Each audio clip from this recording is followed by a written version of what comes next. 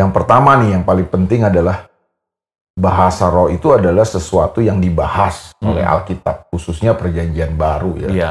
Istilah atau frase bahasa roh itu gue lebih senang menggunakan bahasa lidah sebenarnya. Bahasa lidah ya. Bahwa kita diselamatkan bukan karena perbuatan, bukan karena usaha manusia. Jadi ada sebuah pengalaman rohani yang perlu dialami dulu sebelum kita berkata-kata. Jangan kebalik. Makanya kalau ada orang yang diajar-ajar, berarti bukan dari Roh Kudus dong.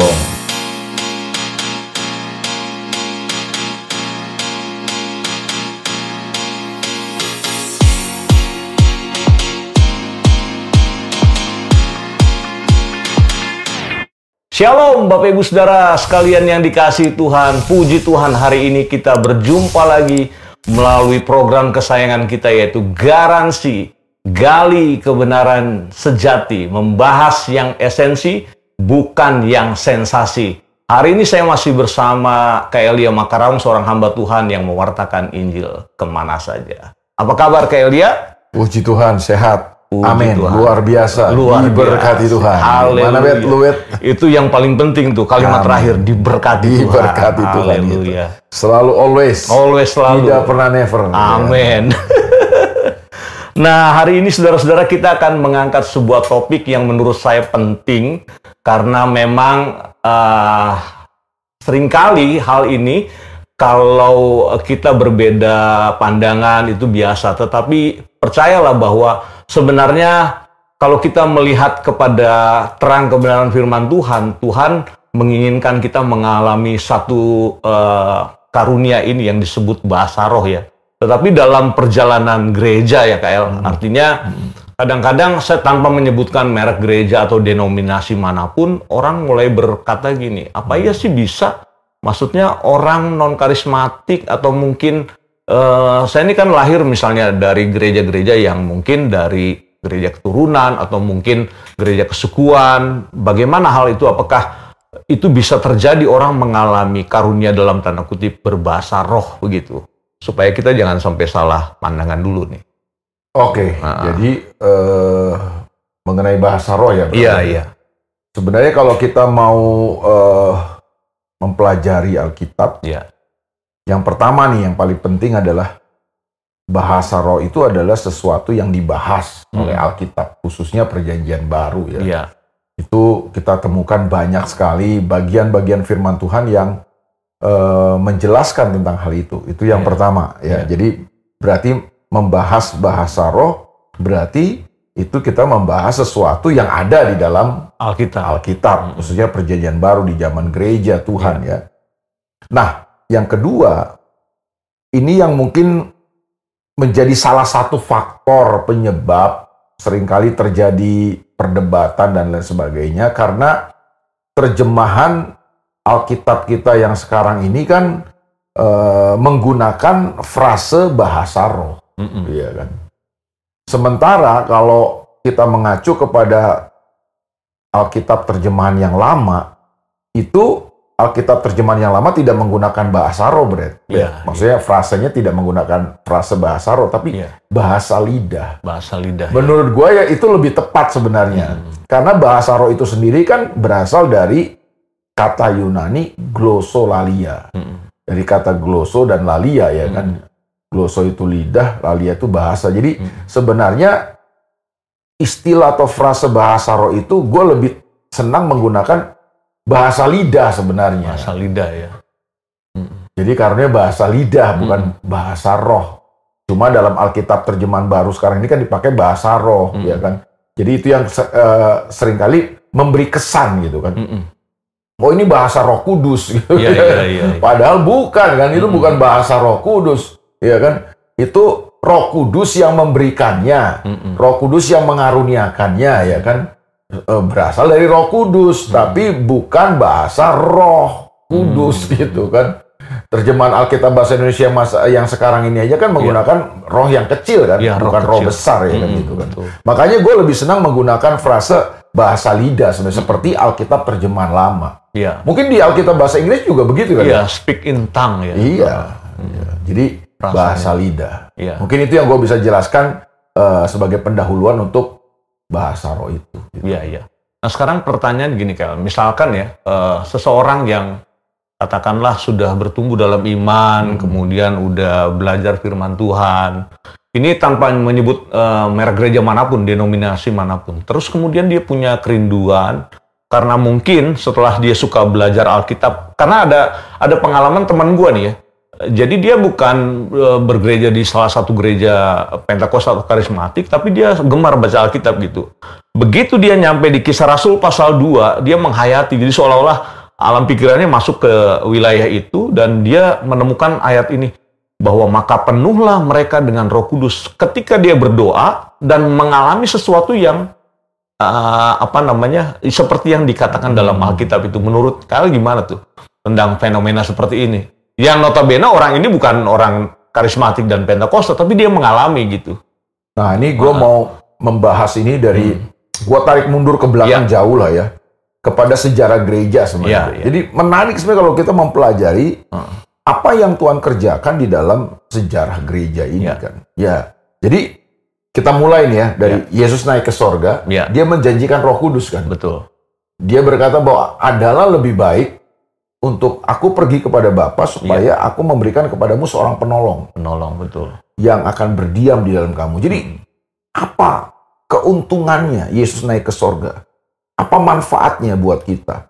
Manfaatnya buat gereja Tuhan, buat umat Tuhan adalah kalau Yesus kan ada di satu tempat, Yesus tidak bisa dalam waktu yang bersamaan ada di tempat yang lain kan. Betul. Tapi ketika Yesus naik ke sorga, dia mengutus Roh Kudus. Dan Roh Kudus itu adalah pribadi Tritunggal. Iya kan? Pribadi Allah Tritunggal yang diutus untuk berdiam dalam kita. Nah, Roh Kudus yang berdiam dalam kita ini yang membuat gereja Tuhan bisa menjadi perwakilan Tuhan di muka bumi ini. Bagaimana gereja Tuhan bisa berjalan melakukan kehendak Tuhan? Ya karena ada Roh Kudus yang tinggal dalam hidup kita. Itu kan yang terjadi dalam gereja mula-mula. Makanya kita lihat di Kisah Rasul dan lain sebagainya, bagaimana ketika mereka sedang berdoa, berkumpul di loteng Yerusalem, tiba-tiba di hari Pentakosta, ya hari raya Pentakosta ya kan, kemudian tiba-tiba mereka berkumpul berdoa dan tiba-tiba mereka penuh dengan Roh Kudus dan mereka mulai berkata-kata dalam bahasa-bahasa lain ya. Nah itu kan kita lihat bahwa fenomena itu, peristiwa-peristiwa itu ada. Pengalaman-pengalaman itu terjadi dalam gereja mula-mula kan. Bagaimana Roh Kudus bekerja dengan dahsyat lewat mujizat, lewat tanda-tanda yang luar biasa, termasuk juga dengan bahasa lidah itu kan. Ada itu di dalam Kisah Rasul. Ketika Paulus ke Efesus, ketika Petrus melayani Cornelius dan keluarganya, mereka mengalami itu ya kan gitu kan. Murid-murid yang 120 orang murid juga mengalami itu ya kan. Nah, dalam perjalanan gereja kemudian kan kita sama-sama tahu lah, setelah abad yang pertama itu kan, rasul-rasul ini wafat, meninggal dunia, lalu diteruskan oleh murid-murid mereka, mulailah gereja mengalami penurunan. Betul ya, Bet ya? Nah, itu diperparah lagi ketika di abad keempat ya, tahun 300 sekian, Konstantin, Kaisar Konstantin menjadi Kristen, dan dia menjadikan Kristen sebagai agama negara. Sehingga semua orang harus menjadi Kristen. Mereka menjadi Kristen bukan karena pertobatan, tapi karena harus jadi Kristen. Kalau nggak jadi Kristen, mereka nggak akan mendapat akses pelayanan sebagai warga negara di bawah wilayah kekuasaan Romawi pada saat itu. Ya tentu semua orang akhirnya menjadi Kristen. Tapi mereka menjadi Kristen bukan karena pertobatan dan kelahiran baru. Jadi Kristen agamawi itu ya? Iya, karena mereka dipaksa kan untuk menjadi Kristen kan. Nah itulah dari situ juga peristiwa itu juga menjadi sebuah titik tolak penurunan yang terjadi dalam gereja. Nah gereja kemudian menjadi sebuah agama, dilembagakan dan lain sebagainya, sehingga yang terjadi adalah banyak kehilangan. Gereja banyak kehilangan hal-hal yang Tuhan pernah nyatakan di dalam Kisah Rasul ya, gereja mula-mula itu. Nah kita sama-sama tahu itu mencapai puncaknya ketika pada abad ke-15 ya, terjadi masa yang begitu gelap dalam gereja Tuhan, yang sering disebut dengan masa kegelapan gereja Tuhan. Sehingga gereja ada di titik nadir, ya kan. Gereja kehilangan banyak hal yang Tuhan pernah kerjakan. Termasuk karunia itu. Termasuk karunia bahasa lidah itu, bahasa roh itu ya. Banyak hal lah ya. Nah, disitulah Tuhan kemudian memulihkan gereja. Betul ya, saudara? Ya. Ya. Lalu kemudian dibangkitkanlah Martin Luther oleh Tuhan. Martin Luther apa nih? Nah, ini yang kita perlu pahami, bahwa Tuhan bergerak memulihkan gerejanya itu, mengembalikan apa yang pernah hilang dari gereja itu secara bertahap kan, nggak langsung sekaligus kan.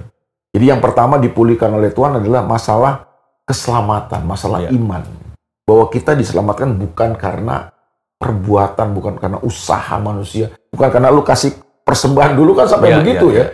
Masa kegelapan gereja itu kan, keselamatan itu ketika lu kasih persembahan yang banyak, uang emas itu bunyi di peti, ting, lu selamat ya kan. Saking gelapnya gereja waktu itu, saking merosotnya ya, nggak ada kebenaran sama sekali itu ya. Dalam gereja ya seperti itu. Tapi Tuhan pulihkan ya kan, lewat Martin Luther ya kan, dengan sola gratia, sola fide, sola scripturanya.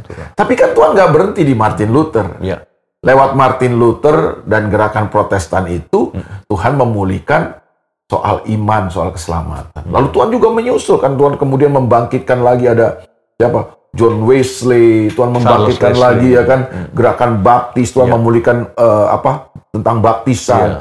Lewat John Wesley Tuhan memulihkan tentang kesucian, kekudusan, bahwa nggak cukup hanya kita beriman, percaya kepada Yesus, lalu diselamatkan, lalu kita harus hidup kudus ya kan. Nah, itulah yang pesan yang dibawa oleh John Wesley dengan gerakan metodisnya kan gitu kan. Tapi kan Tuhan tidak berhenti di situ, Tuhan bergerak terus kan. Lalu ada William Seymour,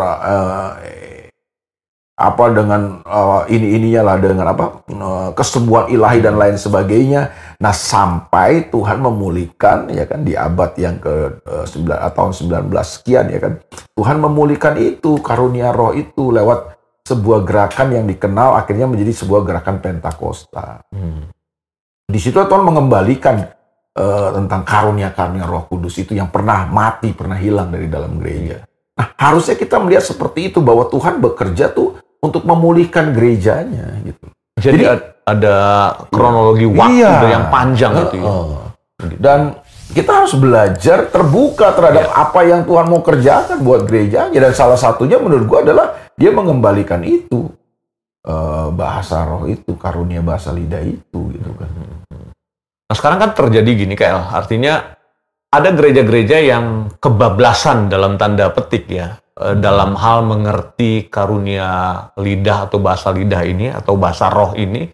Kebablasan dalam artian sebenarnya kan itu tercatat dalam Alkitab. Seperti misalkan dalam Kisah Rasul pasal 2 ayat 4 tuh, mereka berkata-kata seperti yang diilhamkan oleh roh. Coba itu untuk mengatakannya. Kita baca dulu kita baca dulu ya. Kita lihat dalam Kisah Rasul pasalnya yang kedua. Kisah Rasul pasalnya jadi yang kedua. Jadi ini titik tolaknya kan? Iya, ayatnya yang keempat. Jadi ini peristiwa tentang bagaimana Tuhan mencurahkan Roh Kudus-Nya. Demikian kata firman Tuhan, Kisah Rasul pasal 2 ayat yang keempat. Maka penuhlah mereka dengan Roh Kudus. Mungkin lu baca dari ayat 1 lebih jelas lah. Dari ayat 1 ya. Kisah Rasul 2 mulai dari ayat 1 hingga ke-4. Demikian kata firman Tuhan. Ketika tiba hari Pentakosta, semua orang percaya berkumpul di satu tempat. Tiba-tiba turunlah dari langit suatu bunyi seperti tiupan angin keras yang memenuhi seluruh rumah di mana mereka duduk. Dan tampaklah kepada mereka lidah-lidah seperti nyala api yang bertebaran, dan hinggap pada mereka masing-masing. Maka penuhlah mereka dengan Roh Kudus. Lalu mereka mulai berkata-kata dalam bahasa-bahasa lain seperti yang diberikan oleh Roh itu kepada mereka untuk mengatakannya. Nah, apa yang lu mau tanyakan dari situ, Bet? Jadi maksudnya tadi seperti yang saya bilang tadi di awal, bahwa ada gereja-gereja yang kebablasan gitu ya untuk mengerti tentang bahasa roh. Bahkan saking kebablasannya itu diajar-ajar gitu. Ulah ikuti kata saya begini begitu. Padahal kan kalau kita mengacu kepada ayat ini, orang-orang yang menunggu janji Bapa itu mulai berkata-kata dalam bahasa lain yang digarisbawahi yaitu seperti gini. Seperti yang diberikan oleh Roh itu kepada mereka untuk mengatakannya, gitu Kak. Ini gue jelasin ya. Ini pandangan gue. Jadi mengapa peristiwa itu ada di Kisah Rasul pasal 2 kan? Jadi ceritanya kan gini kan. Sebelum Yesus naik ke sorga, Yesus berkata kepada murid-muridnya, jangan pergi kemana-mana. Kamu harus tunggu di Yerusalem sampai Roh Kudus dicurahkan kepadamu, ya kan gitu kan. Jadi aku akan pergi kepada Bapa, aku akan minta kepada Bapa supaya Dia mengutus orang penolong yang lain, yaitu Roh Kudus, ya kan. Nah, setelah Yesus naik ke sorga, 10 hari kemudian kan, pas tiba hari Pentakosta, hari raya Pentakosta, hari rayanya orang Yahudi nih kan. Murid-murid sedang berkumpul katanya, karena mereka mentaati apa yang menjadi perintah Yesus kan. Mereka harus kumpul, jangan kemana-mana, mereka harus bersekutu terus. Nah, ketika mereka berkumpul pada hari raya Pentakosta, ingat loh, hari raya Pentakosta itu adalah hari rayanya orang Yahudi. Tapi sekaligus di hari raya Pentakostanya orang Yahudi itu, Tuhan menggenapi janjinya kepada murid-muridnya untuk mengirimkan Roh Kudus kepada mereka. Nah, waktu Roh Kudus dicurahkan, diberikan kepada mereka, salah satu tanda yang terjadi, ya kan, bahwa di situ ada ada suara gemuruh, ya kan, di situ rumah itu bergoncang kan katanya kan, ada lidah-lidah ada api. tanda lidah-lidah api, ya kan.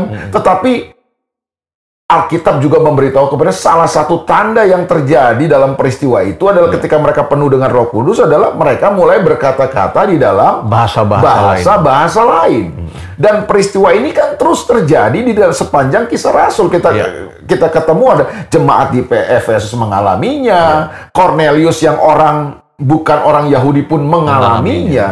Berarti kan semua orang bisa mengalaminya, Betul nggak? Betul. Tapi inti yang gue mau ngomong adalah bahwa perhatikan ayat 4 tadi bahwa lalu penuhlah mereka dengan Roh Kudus. Lalu mereka mulai berkata-kata. Nah, kata lalu itu kan berarti menunjukkan sebuah kronologis kan. Jadi penuh Roh Kudus dulu, lalu mereka berkata-kata. Jadi ada sebuah pengalaman rohani yang perlu dialami dulu sebelum kita berkata-kata. Apa itu? Penuh Roh Kudusnya dulu, ya kan? Bener nggak? Bahwa orang-orang atau murid-murid Yesus ini sudah percaya Yesus, sudah lahir baru, sudah terima Yesus, yes. Tapi mereka belum mengalami penuh Roh Kudus itu kan. Nah, mereka perlu mengalami penuh Roh Kudus dulu, baru mereka mulai berkata-kata menurut ayat Kisah Rasul 2 ayat 4 itu kan. Maka penuhlah mereka dengan Roh Kudus, lalu mereka mulai berkata-kata dengan bahasa-bahasa baru itu kan, bahasa-bahasa lain itu kan, benar nggak? Betul. Itu kan sesuai dengan janji Yesus, perkataan Yesus sebelum dia naik ke sorga. Kamu akan berkata, kamu akan melakukan mujizat, kamu akan menyembuhkan orang sakit, kamu akan menginjak ular dan kalajengking, dan juga kamu akan punya tanda mengucapkan bahasa-bahasa baru. Dan itu kan terjadi pada peristiwa itu kan. Tapi yang perlu kita ingat adalah bahasa lidah itu baru muncul ketika mereka penuh Roh Kudus. Jadi ada sebuah pengalaman yang harus dialami oleh setiap orang percaya. Apa itu? Penuh Roh Kudus. Baru kita bisa berkata-kata. Kenapa begitu? Karena ayat itu menjelaskan yang memberikan bahasa itu, yang menginspirasikan bahasa itu kan bukan manusia, bukan kita, tapi Roh Kudus. Yang mengucapkannya kita. Mulutnya mulut kita, ya kan? Lidahnya lidah kita, tapi yang menginspirasi, yang memberikannya adalah Roh Kudus yang mengaruniakan Roh Kudus. Jadi jangan kebalik. Jangan kebalik. Makanya kalau ada orang yang diajar-ajar, berarti bukan dari Roh Kudus dong. Berarti dari orang itu dong. Jadi bertentangan nih dengan firman Tuhan ini. Iya kan? Gitu, Sekarang pertanyaannya gini, Kak. Tadi kan Kelly bilang, masih dalam ayat ini ya, maka penuhlah mereka dengan Roh Kudus. Definisi penuh dengan Roh Kudus itu seperti apa? Maksudnya apakah kita mengalami sesuatu, waktu misalnya kita berdoa ada pribadi lain yang masuk ke dalam kita, atau mungkin seperti apalah gitu yang kadang mungkin nggak bisa diterjemahkan atau mungkin diterangkan secara kata-kata gitu ya. Jadi kalau pada peristiwa pertama gereja mula-mula di Kisah Rasul pasal 2 itu kan memang Roh Kudus belum diutus waktu itu kan. Dan itulah pertama kali Roh Kudus bermanifestasi kan, diutus dan bermanifestasi kan. Oke. Tetapi kan penuh dengan Roh Kudus ini kan nggak hanya berhenti di situ. Paulus dalam Efesus berkata, hendaklah kamu penuh dengan Roh Kudus, ya kan. Galatia ya, Efesus itu kan. Efesus ya. Hendaklah kamu penuh dengan Roh Kudus. Jadi banyak sekali firman Tuhan yang berisi bahwa kita harus penuh Roh Kudus. Nah, menurut gua penuh Roh Kudus itu adalah buat kita ya sekarang ini ya. Kalau buat murid-murid waktu itu kan memang mereka menunggu kan. Nah, sekarang kan kita tidak dalam situasi menunggu lagi karena Roh Kudus sudah dicurahkan. Roh Kudus sudah diutus. Bahkan dia sudah berdiam dalam kita. Waktu kita menjadi percaya kepada Tuhan, Roh Kudus sudah ada di dalam diri kita kan. Penuh Roh Kudus itu maksudnya apa? Kita membiarkan, kita mengizinkan Roh Kudus menguasai roh kita secara penuh gitu loh. Itu yang dimaksud dengan penuh dengan Roh Kudus. Makanya kalau lu baca di Efesus ya. Efesus pasal 5 ya, ayat yang ke-18. Baik, kita akan lihat bacaan kita Efesus pasal 5 ayat yang ke-18. Demikian kata firman Tuhan. Ini surat Paulus kepada jemaat di Efesus. Berarti jauh peristiwanya setelah kejadian Pentakosta itu. Di hari raya Pentakosta itu kan. Dikatakan demikian, dan janganlah kamu mabuk oleh anggur, karena anggur menimbulkan hawa nafsu, tetapi hendaklah kamu penuh dengan roh. Nah, Paulus membandingkan penuh Roh Kudus itu dengan mabuk anggur. Mabuk anggur, janganlah kamu mabuk oleh anggur. Karena anggur hanya menimbulkan hawa nafsu. Hendaklah kamu penuh dengan roh. Jadi dibandingkan sama Paulus. Nah, dari situ kita mengerti bahwa pengalaman penuh Roh Kudus itu sama seperti orang yang mabuk anggur. Jadi kalau orang mabuk anggur itu, lu pernah ngeliat orang mabuk lo? Lu kan orang Priuk, Bet. Pasti pernah lah ngeliat ya. Kan? Orang Priuk masa nggak pernah ngeliat orang mabuk sih ya kan? Hari-hari ketemu orang mabuk. Iya kan? Orang mabuk itu kenapa dia ngoceh-ngoceh ya kan? Wah, ngomong segala macam, ngarul ngidul ya kan gitu kan? Karena dia udah nggak sadar juga kan kenapa? Kenapa? Karena kesadarannya itu sudah dipengaruhi oleh alkohol kan? Iya kan? Sehingga dia ngoceh-ngoceh aja gitu kan? Itu kalau orang mabuk oleh anggur. Dan kalau mabuk oleh anggur itu kan keinginan orang tersebut cuma ya ngawur, ngaco, ya kan, rusuh, bawahnya kan begitu kan? Karena sudah dikendalikan oleh alkohol itu. Ya sama. Penuh Roh Kudus seperti itu, kita membiarkan, kita mengizinkan Roh Kudus mengendalikan hati, roh kita, pikiran kita, perasaan kita, sehingga pikiran kita, perasaan kita, roh kita itu dikendalikan, dikuasai oleh Roh Kudus secara penuh gitu kan. Makanya pakai analogi itu ya. Nah, itu sebabnya akhirnya kan kalau sudah dikendalikan itu, lu nggak. Jadi Roh Kudus sendiri akan mengeluarkannya itu melalui lidah lu, melalui mulut lu, ya kan gitu kan. Nah itu yang maksudnya. Kalau orang mabuk oleh anggur dikendalikan oleh alkohol kan, oleh anggur itu kan, makanya ngoceh-ngoceh dia kan gitu. Ya sama lah, orang penuh Roh Kudus seperti itu. Nah jadi menurut gue itu salah satu tanda aja yang terjadi ketika peristiwa Pentakosta. Bahwa kan seringkali kan ada banyak orang berkata kan, kalau itu tanda satu-satunya, kan tanda yang lain ada. Iya.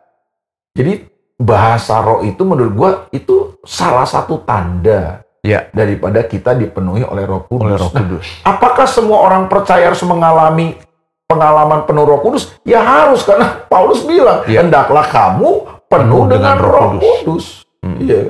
Jadi pengalaman penuh Roh Kudus harus dialami oleh semua orang. Dan kalau Roh Kudus memenuhi hidup kita, salah satu tandanya adalah kita akan berkata-kata dalam bahasa lidah. Ya, gitu. Bahwa bukan satu-satunya tanda. Bahwa tanda yang lain kan ada buah yang harus kita hasilkan. Buah Roh Kudus juga ada kan. Iya kan, ada. Ya kan. Nah, sekarang gimana Kak tentang pandangannya gini nih? Kan ada sebagian orang Kristen juga yang memegang pernyataan Paulus ya. Utamanya dalam 1 Korintus 14 ayat 13 gue bacain ya.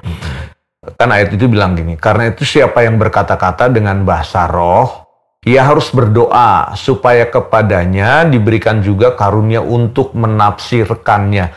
Dalam konteks ini bahasa rohnya tuh bagaimana? Jadi ya menurut gue gini loh, ada bahasa roh Ya. sebagai tanda, ya kan? Sebagai tanda lu dipenuhi Roh Kudus, Ya. ya kan? Dan biasanya sebagai tanda itu bahasa kita masih ya namanya juga seperti anak yang baru lahir ya. baru lahir, mungkin bahasanya juga masih terbatas dan lain sebagainya kan, ya kan? Kadang-kadang nggak jelas, ya kan? Itu bahasa roh sebagai atau bahasa lidah, kalau gue lebih tepatnya bahasa lidah aja ya. Bahasa lidah sebagai tanda bahwa Roh Kudus memenuhi hidup kita. Ya. Apakah orang yang dipenuhi Roh Kudus tandanya harus bahasa lidah? Ya tidak harus juga, tapi yang terbanyak kita ketemu di Alkitab adalah ketika orang penuh Roh Kudus, tiba-tiba ada karunia-karunia bahasa lidah itu kan yang muncul kan, gitu kan. Ya seperti tadi Pak Paulus membandingkannya dengan orang mabuk. Kalau orang mabuk biasanya kan suka ngoceh-ngoceh juga kan. Ada nggak orang mabuk yang nggak ngoceh-ngoceh? Ada juga, ya kan gitu kan. Tapi jarang, kebanyakan sih ngoceh-ngoceh kan gitu kan. Jadi menurut gua itu ada bahasa lidah yang merupakan tanda daripada baptisan Roh Kudus atau kepenuhan Roh Kudus. Tapi juga ada bahasa lidah yang merupakan bahasa doa. Bahasa doa ya. Bahasa penyembahan, bahasa doa kita, ya kan. Lu ingat gak ayat yang bilang dalam Roma pasal 8 ayat 26, ya kan? Dalam kelemahan kita, kita tidak tahu apa yang harus kita doakan, ya kan? Tapi Roh Kudus yang ada dalam diri kita ini, yang berdiam dalam kita ini, dia membantu kita dalam kekurangan kita, dalam kelemahan kita, untuk mengucapkan, menyampaikan doa-doa yang dengan bahasa-bahasa yang tidak terkatakan itu kan. Dengan keluhan-keluhan yang tidak terucapkan, ya kan. Kita mungkin nggak bisa mengucapkannya dengan bahasa kita gitu kan, tapi di sisi Roh Kudus membantu kita dengan bentuknya erangan, bahasa lidah dan lain sebagainya. Orang mungkin nggak ngerti, ya kan gitu kan. Orang yang mendengarnya mungkin nggak ngerti. Kita sendiri juga mungkin nggak mengerti gitu kan. Tapi Tuhan mengerti kan. Karena itu kan kita sedang menyampaikan, kata Paulus, kalimat-kalimat yang rahasia, bahasa yang rahasia, yang tapi Tuhan nangkep, Tuhan ngerti gitu. Karena Roh Kudus yang membantu kita kan, Roh Kudus yang menginspirasi, Roh Kudus yang memberikannya gitu. Nah, jadi ada bahasa lidah sebagai tanda kepenuhan Roh Kudus, ada bahasa lidah karena kita penuh Roh Kudus. Bahasa lidah itu keluar sebagai bahasa doa, bahasa penyembahan kita. Bahasa penyembahan ya. Nah, ada bahasa lidah yang tadi lu bacain itu di 1 Korintus 14 sebagai karunia dari Roh Kudus. Ada 12 karunia kan? Nah, karunia Roh Kudus dalam konteks 1 Korintus 12 itu dipergunakan untuk membangun jemaat. Makanya di situlah Paulus memberitahu kepada kita bahwa karunia bahasa lidah itu tidak membangun jemaat, dia membangun diri kita. Makanya sebagai bahasa doa, bahasa penyembahan kita. Tapi dalam pertemuan jemaat, makanya Paulus berkata, aku lebih suka datang dengan 5 kata yang bisa dimengerti daripada ribu-ribuan kata, beribu-ribu kata dalam bahasa roh. Iya kan? Itu dalam konteks bahasa roh, bukan sebagai apa? Jadi bahasa roh itu harus kita pahami, ada 3 ya yang Alkitab kasih tahu kan. Ada sebagai tanda kita dipenuhi dengan Roh Kudus. Ada bahasa lidah sebagai doa, bahasa doa. Iya kan, bahasa doa kita, bahasa penyembahan kita. Nah, ada bahasa lidah sebagai karunia Roh Kudus untuk membangun jemaat. Makanya karunia yang bahasa lidah dalam bentuk karunia ini, dalam karunia Roh Kudus ini, itu beroperasi ketika kita dalam pertemuan jemaat. Iya kan? Iya. Nah, ketika dia beroperasi, Paulus menambahkan harus ada karunia lain yang beroperasi juga, yaitu karunia menafsirkan bahasa roh, ya kan? Karena kata Paulus, kalau karunia ini beroperasi, karunia bahasa lidah ini beroperasi dalam pertemuan jemaat lalu tidak ada yang menerjemahkannya, sayang kan gitu. Iya, iya. Yang lain itu nggak akan dibangun. Nggak ngerti yang lain. Karena tujuan kita ada dalam pertemuan jemaat ini apa? Pertemuan jemaat kan tujuannya adalah untuk saling membangun, saling menasihati, saling mendorong kan. Jadi dari sini kita udah bisa mendeteksi secara cerdas nih, saudara, bahwa bahasa roh jangan dipukul rata semuanya begitu nah, ya. Sekarang kalau lu berdoa secara pribadi di rumah, lalu tiba-tiba Roh Kudus memberikan karunia bahasa lidah itu kepada lu sebagai bahasa doa lu, sebagai bahasa penyembahan. Lu nggak tahu dalam kelemahan lu nggak tahu apa yang lu mesti doakan. Tapi Roh Kudus membantu, Roh Kudus yang ada dalam lu membantu lu untuk menyampaikan permohonan-permohonan yang tak terucapkan itu. Perlu nggak diterjemahkan? Tidak perlu. Karena kan doa itu tujuannya ke Tuhan, ya kan? Tuhan perlu diterjemahkan, nggak perlu.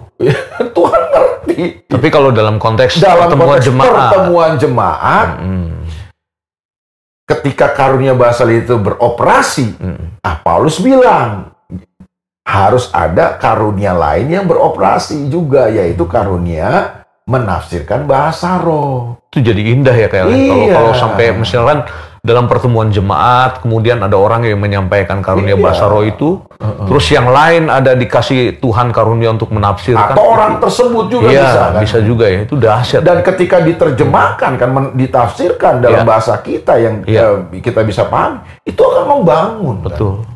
Gitu. Betul, ada pesan-pesan Tuhan yang bisa disampaikan. Itu maksudnya Paulus, Rasul Paulus. Gitu. Jadi selama ini kan kalau kita melihat ya fenomena dalam gereja Tuhan ya, kita ini cuma mengeneralisir bahasa roh dalam satu framing aja kan. Jadi akhirnya kita melihat bahwa sama aja semua nih. Misalnya hurufnya A, semua ntar BB, semua gitu. Ya juga kadang-kadang gue sering ketemu ya orang yang terjebak hanya bahasa lidah ini kan karunia. Karunia dari Roh Kudus. Betul. Ya kan semua kuasa juga dari Roh Kudus. Betul. Kuasa menyembuhkan orang, ya kan? Kuasa untuk menumpangkan tangan atas orang-orang sakit sembuh kan semua dari Roh Kudus, memang dari kita. Kan semua dari Roh Kudus. Tapi kan sayang kalau misalnya Roh Kudus menyediakan karunia ini buat kita, tapi kita nggak mau menggunakannya kan? Nah itu dia. Iya sih, sayang banget. Iya nggak? Nah, coba lu baca tadi itu 1 Korintus berapa tuh, bahwa Paulus berkata bahwa aku ingin semua orang. 1 Korintus 14 ya, ayat yang kelima ya. Bentar ya, gua klik dulu di ini. 1 Korintus pasal 14 ayat yang kelima. Demikian kata firman Tuhan. Aku suka supaya kamu semua. Kamu semua, itu garis bawah itu. Paulus bilang, aku suka supaya kamu semua. Berarti kan gak ada yang terkecuali kan? Tanpa latar belakang apapun ya. Apa katanya? Berkata-kata dengan bahasa roh. Iya, bahasa lidah itu lah. Bahasa lidah ya. Gimana lamanya kan? Iya kan? Jadi Paulus mau, dia suka semua orang katanya kan.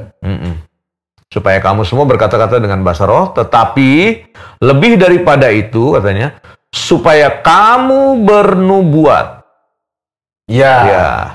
Sebab orang yang bernubuat lebih berharga daripada orang yang berkata-kata dengan bahasa roh.